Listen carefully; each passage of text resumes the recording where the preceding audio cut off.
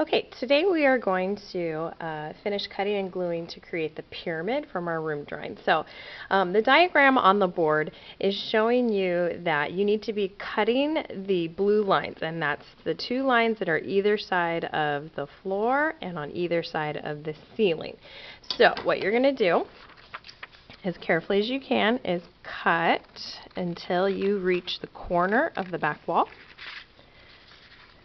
And it's the two lines, diagonal lines, that are on both sides of the floor, and the two diagonal lines that are on both sides of the ceiling.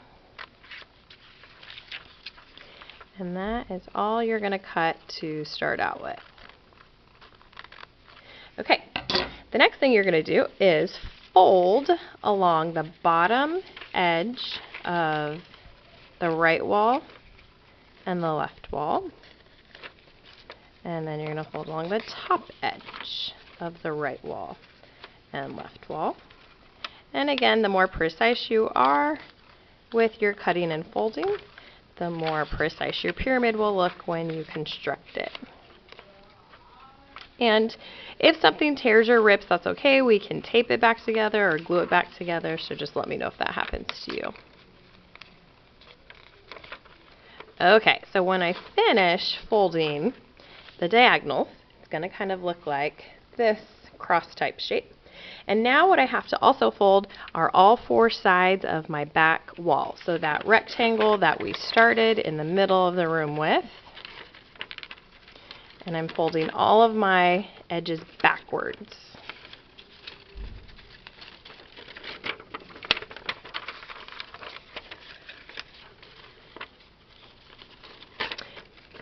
If you forget to fold along the back wall, then your pyramid doesn't sit very flat on top. It kind of ends up having like a curved look to it. Okay, so this is what it should look like when you are finished. So now what you need to check is, did you remember to draw the line on the edge that said do not cut here? I forgot to do that. So if you forgot to draw the line that says do not cut here, you can go take your drawing to a light table, put your rough draft back underneath, and you could draw those lines on both sides of the wall. Or another thing you could do is figure out where that line was. So if I fold the ceiling across to the diagonal and draw a pencil mark here, and then if I fold the floor overlapping on the diagonal and draw a pencil mark in that corner, really that line that said do not draw here is where those two lines connect. So I'm just going to draw that in. The easiest thing probably to be would go to the light table to draw your line from your rough draft.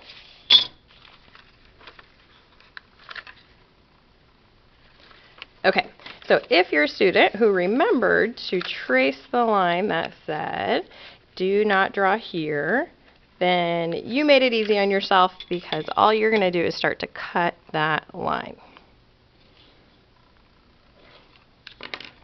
Okay, so now that I have those side pieces drawn in, now I'm ready to trim that off. So the first thing that I'm going to do is cut the diagonal line in the corner of that room till I get to the line that said do not draw here, because I want to leave this piece, these corner pieces. And then I'm just going to carefully cut along that edge that says do not draw here.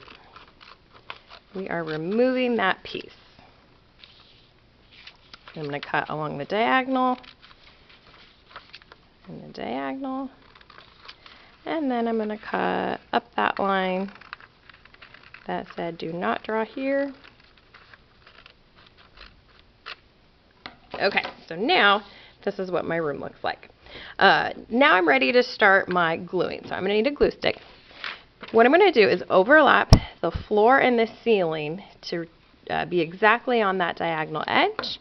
And I'm going to draw a line to know where to put my glue. So I'm going to line that up with the diagonal, kind of draw this line across the extra piece. I am not cutting off that extra piece though. I have to have that extra piece to glue your room to your background. Okay, but now that I have these lines sketched out, now I know where to put the glue. So I'm going to be gluing all along that triangle piece. You want to be pretty generous with that glue. Then I'm going to line it up exactly on the diagonal and then kind of pinch with my fingers underneath to get that to hold in place. And I'm going to repeat that on all 4 sides.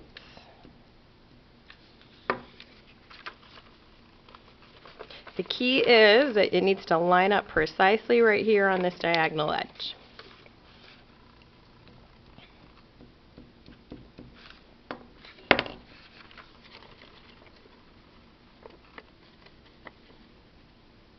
And if you're off just a bit, just kind of slide it over.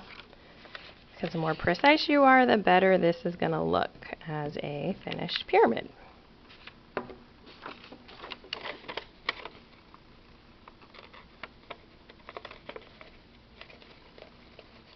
Okay, when you're all done, this is what your room is going to look like. And you're going to have these extra corner pieces. You have to keep those extra corner pieces because that's what I glue down your room to your background paper with. But the next thing you're going to do is fold these tabs underneath.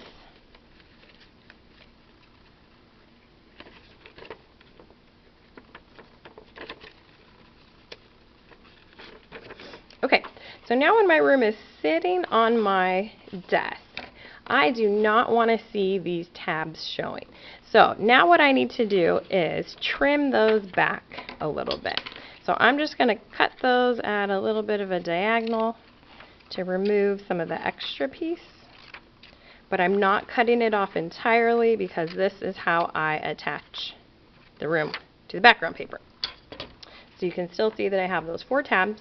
When I turn it over and it's sitting on my desk, I should not see those 4 tabs showing.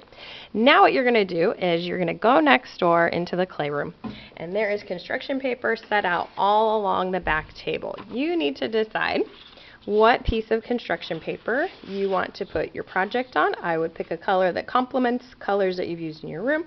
So I would maybe decide between orange or yellow. And I like the orange because it makes my curtains and my orange artwork stand out better. So once I've got that chosen, I'm going to write my name in pencil on that piece of construction paper. Then I'm going to set my room on top, and together I'm going to go place these 2 on the table that says your class period. I will be hot gluing your room to that background paper, and that is how you will finish. Then you may leave that there, head next door, and continue to work on your name monster.